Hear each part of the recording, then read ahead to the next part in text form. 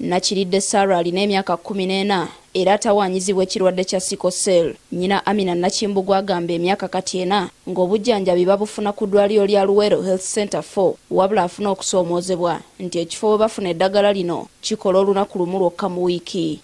Nga nawe omanyi embeera ya sickle cell omwana asaana obujjanjabi nga bukyali. Naye obanga oluusi obujjanjabi tobukoze eki obufunye. Kiriniki yaffe ekola olunaku lumu lwakubiri lwokka. Omwana oyinza omuleta olw'omukaaga, oyinza omuleta olw'emmande, akiriniki tekoze eki tekoze.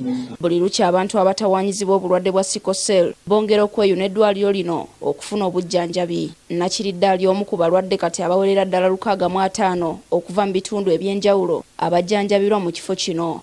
Tuwezezza kati abalwadde 65 abajja betulaba mu period ya omwezi. Naye nga abalwadde abasinga bava outside Luweero. Tulina abava e Nakasongola, abava e Nakaseke n'abalwadde abamu abava mu bitundu by'e Kampala.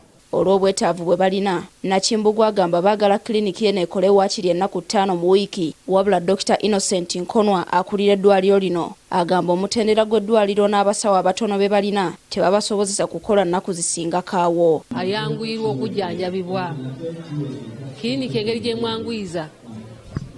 gyemwanguyiza obujjanjabi buba bw'amaanyi era okukola nga abaana baffe babakola ki babeerawo. Fenga level 4 facility tetusobola kubeera nti tutambuza clinic buli lunaku kubanga abastaff si batono ne space ntono, kati tetusobola ennyo okubeera nga tufunayo olunaku lumu mu wiiki.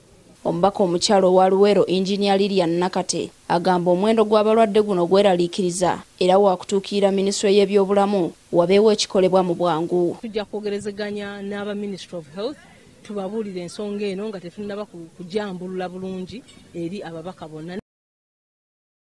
Carlton Scovia Nakamya, NTV.